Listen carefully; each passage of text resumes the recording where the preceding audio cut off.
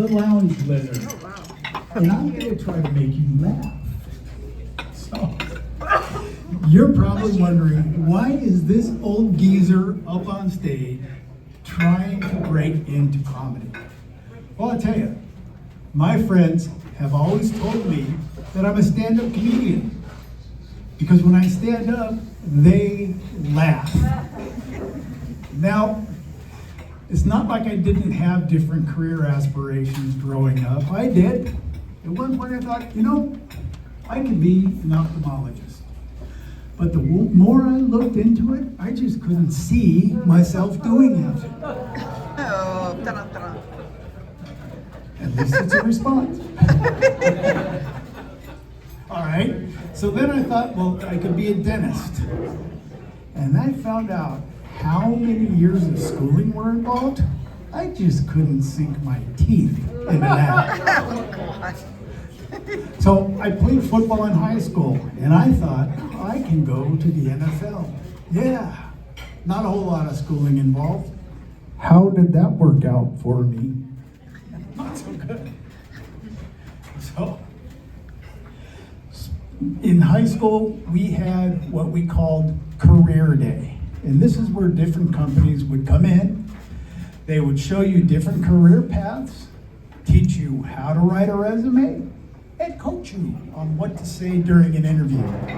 And this would have been fantastic, except I was at the beach because I heard ditch day. So, and speaking of careers, what is up with proctologists? That has got to be a shitty job, right? And at what point in your life do you think to yourself, I want to work with assholes all day? Or urologists, why are they always pissed off? Well, probably because they've been pissed on, and I would be too if I had to work with dicks and nuts all day. All right, so if proctologists and podiatrists got together and they had a convention, do you think it would be a kick in the tuchus? I do. Now, there are 3 things you do not want to hear your doctor say. Oops. Oh, shit. And the third one with the voice inflection is, well, because it's been my experience, that never ends up. Well, so, now, I don't know about you, but I grew up in a house with 5 kids. And at home, we could pretty much do whatever we wanted. But when we went out, oh boy, did the rules change. We had to be well-mannered and we had to be quiet.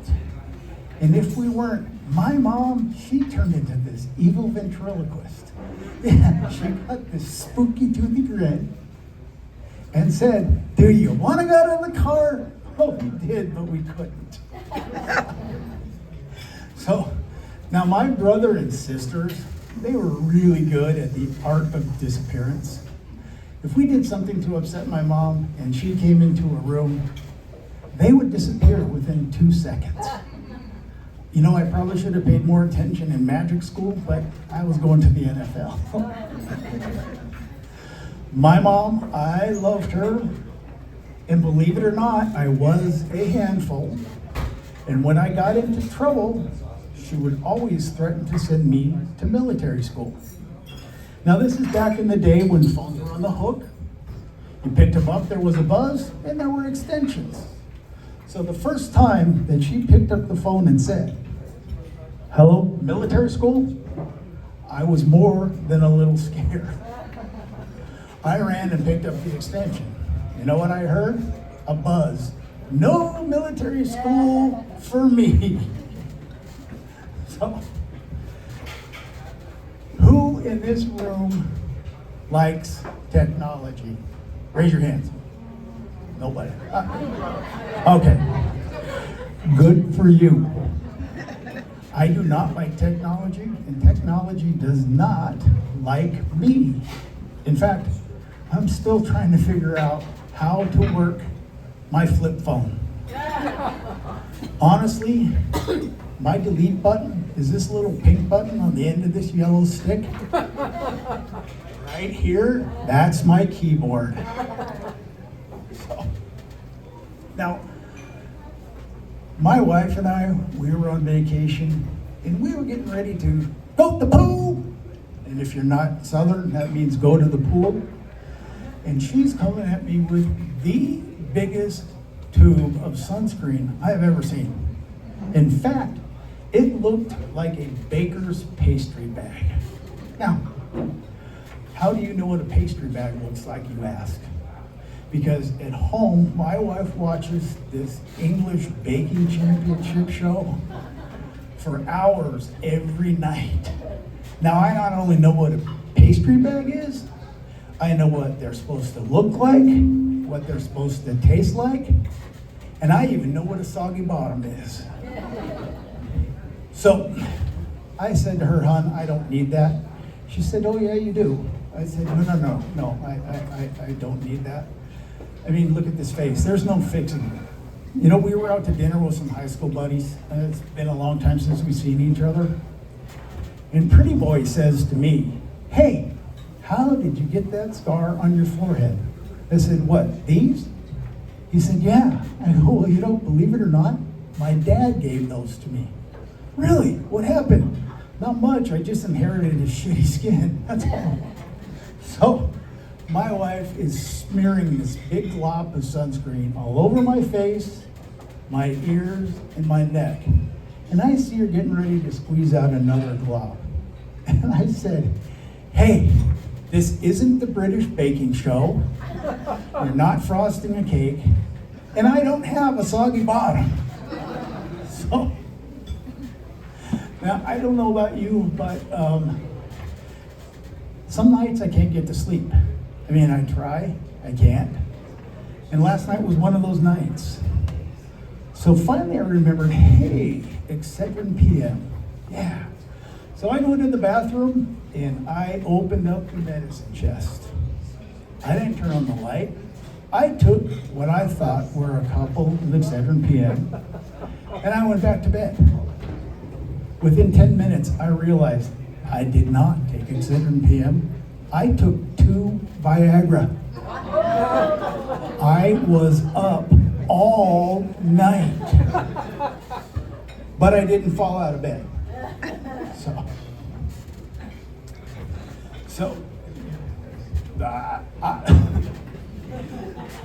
So I know my wife is out in the audience somewhere. Well, before I say that, let me say this. I have a friend, an old friend, and he's so old that I do believe that he saw Moses part the Red Sea. And he said, well, I've been traveling. I go, well, how was that? And he said, well, it's pretty good, but now I have to take 2 suitcases. 2 suitcases for what? Well, one of them is for my clothes, and the bigger one is for my meds. And I was this close to laughing at him, and then I thought, you know, I'm 2 pills away from being him.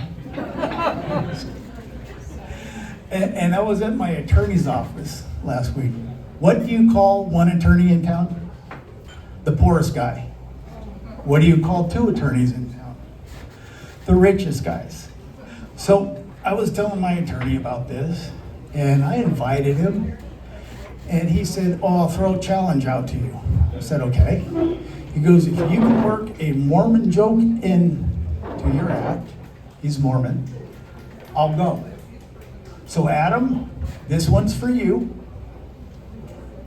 What song is played the most at a Mormon wedding?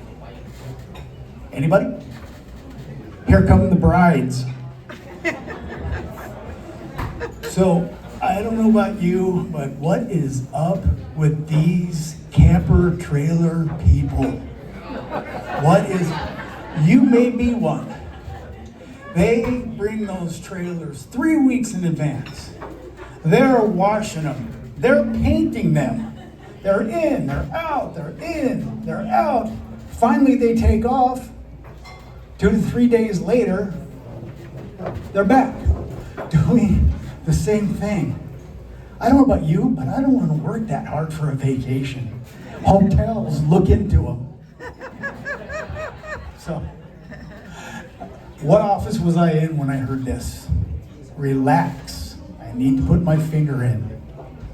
No, I was in my dentist's office. That was my hygienist. Thank you so much. Now, I know my wife is out there in the audience because I've heard her eyes roll through all of this. And a couple of years ago, I said to her, "Hon, I'm going to break you into comedy." And she said, "Okay." I took a little offense to that. And I said, I'll bet Mrs. Newhart didn't say that to Bob. And she said to me, "Yeah, because Bob Newhart was funny." I love her. She's a saint. She puts up with a lot for me. In fact, one time we were going to a party, and before we left, she stopped and looked at me and said, "Can you not be you tonight, Chris? I would like to keep these friends." Thank you all. You've been great. Have a great evening.